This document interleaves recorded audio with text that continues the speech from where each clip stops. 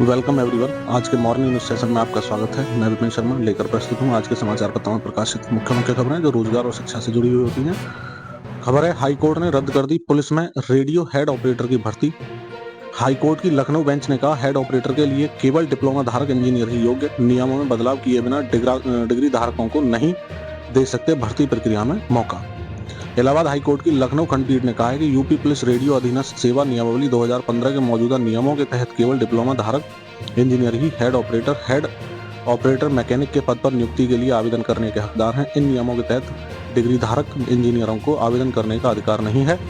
6 जनवरी 2022 को 936 पदों पर भर्ती के लिए जारी नियमों में पुलिस भर्ती बोर्ड द्वारा बदलाव कर डिग्री धारक इंजीनियरों को भी आवेदन के लिए हकदार मान लेने के आदेश को कोर्ट ने बिना अधिकार का आदेश माना है। कोर्ट ने पूरी भर्ती प्रक्रिया रद्द कर दी है। हालांकि कोर्ट ने राज्य सरकार से कहा, यदि वह चाहे तो भर्ती नियमों में बदलाव करके नए सिरे से भर्ती प्रक्रिया प्रारंभ कर सकती है। कोर्ट ने कहा है कि अभ्यर्थी भर्ती प्रक्रिया में आवेदन करने के योग्य होंगे, उन्हें आयु सीमा में छूट प्रदान की जाए। शिक्षक विहीन हो गए शहरी क्षेत्र के 19% स्कूल। दोषपूर्ण तबादला नीतियों के कारण पहुंचे ये हालात। प्रदेश में शहरी क्षेत्र के 5104 स्कूलों में 970 हो गए शिक्षक विहीन। स्थानांतरण या समायोजन की दोषपूर्ण नीतियों के कारण उत्तर प्रदेश के शहरी क्षेत्रों के 19% से अधिक प्राइमरी स्कूल शिक्षक विहीन हो गए हैं। वहीं करीब 12% स्कूल शिक्षा मित्रों के भरोसे हैं। ये भी शिक्षक विहीन विद्यालयों की श्रेणी में आते जा रहे हैं। हालत यह है कि प्रदेश के शहरी क्षेत्रों में कुल 5104 परिषदीय स्कूल हैं, जिनमें से 3906 प्राइमरी स्कूल हैं, जबकि 1198 अपर प्राइमरी स्कूल हैं। इनमें से 970 स्कूल शिक्षक विहीन हो गए हैं। दरअसल सरकार ने वर्ष 2011 के बाद ग्रामीण क्षेत्र से शहरी क्षेत्रों में शिक्षकों का तबादला ही नहीं किया है, न ही शहरी क्षेत्र के विद्यालयों में शिक्षकों का कोई समायोजन किया गया। शहरी क्षेत्र में जहां शिक्षण की कमी पहले से थी, शिक्षकों की हर साल हो रही सेवानिवृत्ति के बाद स्कूल शिक्षक विहीन होते जा रहे हैं। अन्य महानगर या शहरी क्षेत्रों की बात छोड़िए, राजधानी लखनऊ में ही शहरी क्षेत्र के 297 प्राइमरी स्कूलों में 60 स्कूल शिक्षक विहीन हो गए हैं। ये आंकड़ा है आपके सामने, आप यहाँ पर समझ सकते हैं। सभी प्रारंभिक परीक्षाएं एक दिन में कराने की तैयारी। लोक सेवा आयोग ने सभी जिलाधिकारियों से मांगी केंद्रों की सूची। 19 जून 2024 के शासनादेश में थी 10 किलोमीटर दूरी की शर्त। पीसीएस 2024 की प्रारंभिक परीक्षा के बाद उत्तर प्रदेश लोक सेवा आयोग अब समीक्षा अधिकारी आरओ, सहायक समीक्षा अधिकारी एआरओ 2023 समेत अन्य सभी भर्तियों की प्रारंभिक परीक्षाएं एक ही दिन में कराने की तैयारी कर रहा है। इसके लिए आयोग ने सभी जिलाधिकारियों को पत्र भेजकर कोषागार से 25 किलोमीटर की दूरी तक उपलब्ध केंद्रों की सूची मांगी है। ज्यादा दूध पीने से भी बिगड़ रही है बच्चों की सेहत। बच्चों के लिए 300 मिलीलीटर दूध काफी है, पी रहे हैं 1 लीटर। 80% बच्चे 5 वर्ष तक की उम्र के कब्ज से पीड़ित हैं। लक्षण क्या है? पेट में ऐंठन हो जाती है, सूजन, मल सख्त होना, मल त्याग में दर्द, शौच जाने से बचने की कोशिश।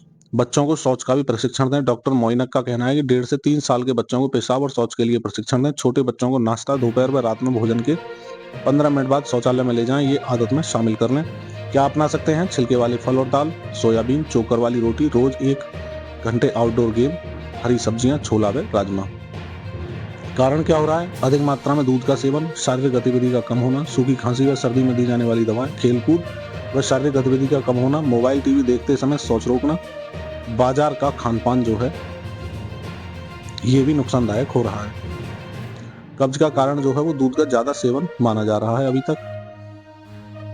केंद्रीय कर्मचारी तेजस वंदे भारत में कर सकेंगे यात्रा, एलटीसी का गिफ्ट है ये।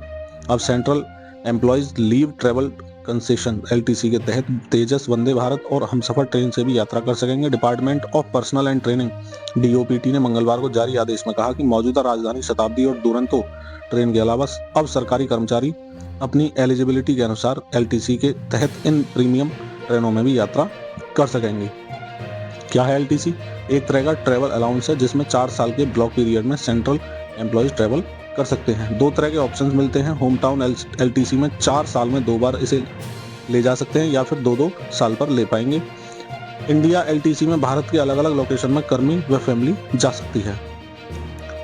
सीबीएसई व आईसीएसई के स्कूल भी सेंटर। खबर है, उत्तर प्रदेश लोक सेवा आयोग की मुख्य परीक्षाओं के लिए जो फैसला लिया गया, उससे परीक्षाओं के लिए जिलाधिकारी से जो हैं उनसे मांगी गई है परीक्षा केंद्रों की सूची। इस बारे में खबर आपके सामने पहले ही आ चुकी है। सरकारी नौकरी न मिलने से पॉलिटेक्निक के कई कोर्स पर संकट के बादल मंडरा गए हैं। 90,000 सीटें इस सत्र में खाली रह गई संस्थानों में। 1 लाख से अधिक सीटें हैं कई ट्रेड में डिप्लोमा की। प्लेसमेंट का संकट, रोजगार न मिलने से अभ्यर्थी घट रहे हैं। कई कोर्स ऐसे हैं जिनकी जरूरत ही नहीं है। इन ब्रांच में भी बहुत सारी ब्रांच हैं जिनमें घटे हैं दाखिले। आपके सामने हैं civil, electrical, mechanical, architect, interior designing, textile, PGDCS, PGDA समेत दर्जनों ब्रांचों में बच्चों की संख्या लगातार कम हो रही है। कई नए कोर्स का भी यही हाल है। लाइलाज पार्किंसंस के उपचार की बढ़ चुकी है उम्मीद। अमेरिकी कंपनी ने मानव परीक्षण में पहले चरण की सफलता हासिल की। कुमाऊं विश्वविद्यालय के कुलपति प्रोफेसर रावत के नेतृत्व में हुआ था शोध। विश्व में 1 करोड़ से अधिक लोग पार्किंसंस बीमारी से हैं पीड़ित। 2024 में जानवरों के बाद मनुष्यों में सफल रहा था ये ट्रायल। तो जो इस बीमारी से पीड़ित हैं उनके लिए अच्छी खबर है।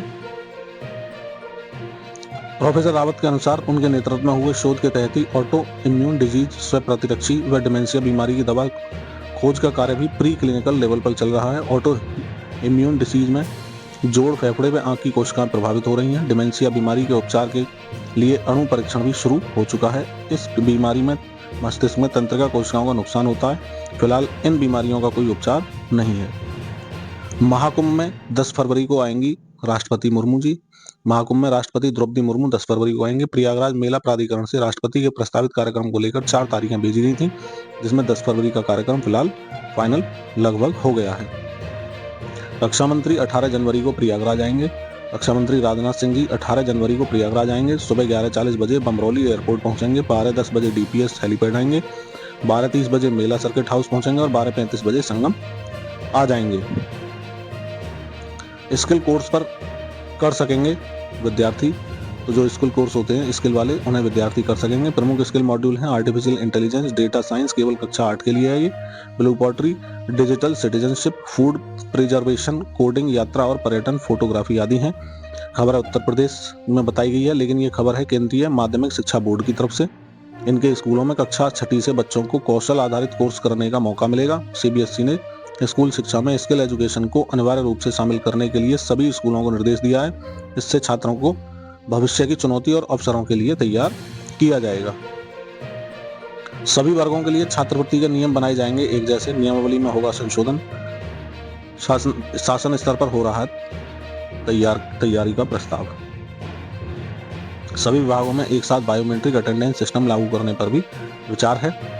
उत्तर प्रदेश में सभी वर्गों के लिए छात्रवृत्ति और शुल्क भरपाई के नियमों में एकरूपता लाई जाएगी। इसके लिए शासन स्तर पर प्रस्ताव तैयार हो रहा है। शीघ्र ही नियमावली में संशोधन भी किया जाएगा। प्रदेश में 2.5 लाख रुपए तक सालाना आय वाले अनुसूचित जाति व जनजाति के छात्रों और 2 लाख रुपए तक सालाना आय वाले अन्य वर्गों के छात्रों के लिए इस योजना का लाभ देने का प्रावधान है। इसमें छात्रवृत्ति के साथ शुल्क की भरपाई की जाती है। योजना के तहत अनुसूचित जाति व सामान्य वर्ग के छात्रों को समाज कल्याण विभाग, अनुसूचित जनजाति वर्ग के विद्यार्थियों को जनजाति कल्याण और OBC छात्रों को पिछड़ा वर्ग कल्याण विभाग भुगतान करता है। पर सामान्य SC, ST और OBC छात्रों को भुगतान के अलग अलग नियम हैं। समाज कल्याण विभाग जो है वो पहले सरकारी व सहायता प्राप्त संस्थानों के विद्यार्थियों को भुगतान करता है। धनराशि बचने पर निजी संस्थानों के विद्यार्थियों का नंबर आता है। अन्य पिछड़ा वर्ग कल्याण विभाग तीनों तरह के संस्थानों के विद्यार्थियों की एक साथ वरीयता सूची तैयार करता है। यह सूची पिछली कक्षा के अंकों के आधार पर तैयार होती है। अब शासन ने तय किया है कि सभी वर्गों के विद्यार्थियों को लाभ देने के लिए वरीयता सूची तैयार करने के नियम में समानता लाई जाएगी। इसके लिए उच्च स्तर पर मंथन चल रहा है। इसके बाद सभी वर्गों के छात्रों के लिए एक ही नियमावली जारी होगी। सिर्फ सालाना आय के मानक अलग अलग होंगे। बेटियों ने बनाया वनडे में पुरुषों से बड़ा स्कोर। घर में जीती लगातार 4थी सीरीज। खबर है वुमेन क्रिकेट टीम से। 3 मैचों की सीरीज में आयरलैंड का किया सफाया। 154 रन बनाने वाली प्रतिका मैच और सीरीज की बन चुकी हैं श्रेष्ठ खिलाड़ी। 233 रन जोड़े कप्तान मंधाना और प्रतिका ने पहले विकेट के लिए। तो कांग्रेचुलेशन टू टीम इंडिया।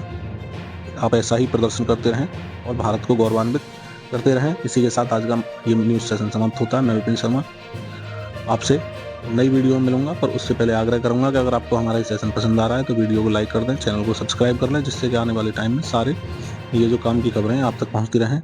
जय हिंद, जय भारत, वंदे मातरम।